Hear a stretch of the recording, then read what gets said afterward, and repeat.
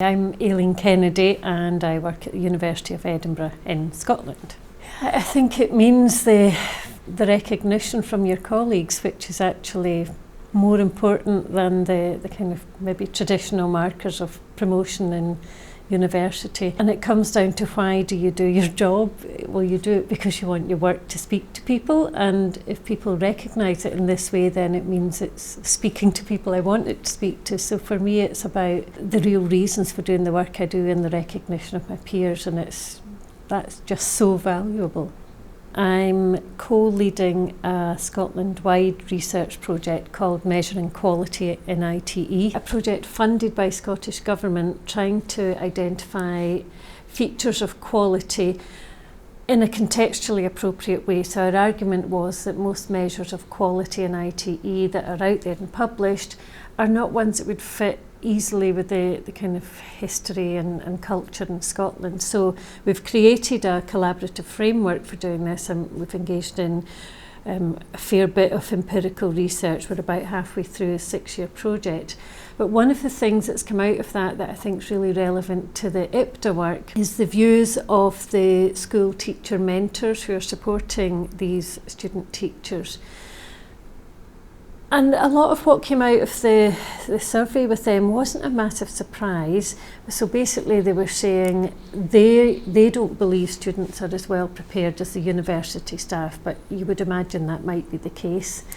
They couldn't understand why our 11 universities and the various programmes within these universities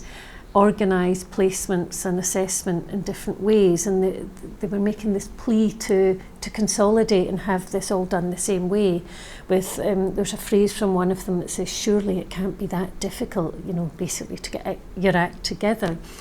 But when we interrogated that, what it's really saying is we've all got different views of what it is we're trying to do, and we're not actually sharing, we don't have the opportunity to share explicitly with teacher mentors and schools why we would be teaching in the way we do in initial teacher education. So I suppose to summarise from that bit of research, what we're really looking at is I think we've got firm evidence that says that we need a much more systematic approach to the learning that's necessary to be a good teacher mentor, that teacher mentoring needs to be valued explicitly, it needs to have a time and status associated with it, and that we need to think carefully about where is it that people learn to be teacher mentors, because at the moment we just expect them by virtue of being teachers to be able to do that. So while the project itself is about ITE, actually that little facet of it is very clearly about the kind of matters that IPDA would be deeply concerned with. This emphasis at the moment on teachers' work and teachers' learning to be collaborative, and that this is almost the kind of the golden way of working, this is what we should all be aspiring to. And the presentation I was at this morning by Paul Campbell was unpacking that and saying, well, what is collaboration, and is it really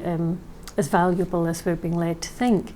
But actually it got me thinking again about the idea that the policy narrative really promotes and pushes collaboration, and yet the way teachers are measured, if I can use that maybe rather crude word,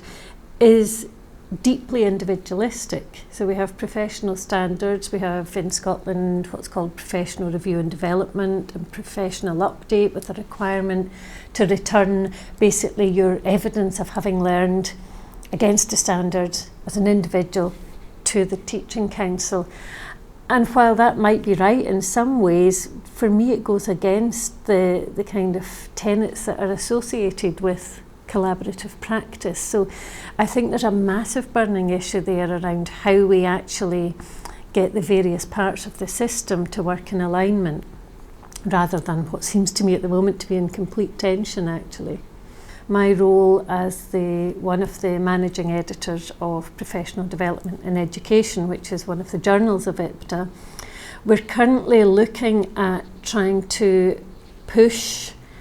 a more critical conversation in our journal, and actually not just in our journal. Our strapline is very much PDIE, more than just a journal. So we are involved in seminars and working with and talking to people, and through all of that work we're trying to push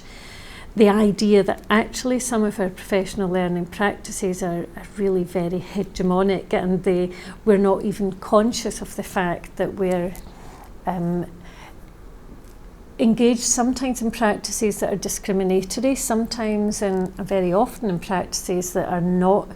really attending to issues of equity, diversity, social justice, and that we're very much driven by neoliberal policy narratives that are shared globally. So for me personally, in my own work, through teacher education programs that I've been involved in reshaping or designing, but also in my work with the journal, I'm really keen to push ways of us being able to see what these hegemonic practices are and to think about counter practices, but also to think about how we as academics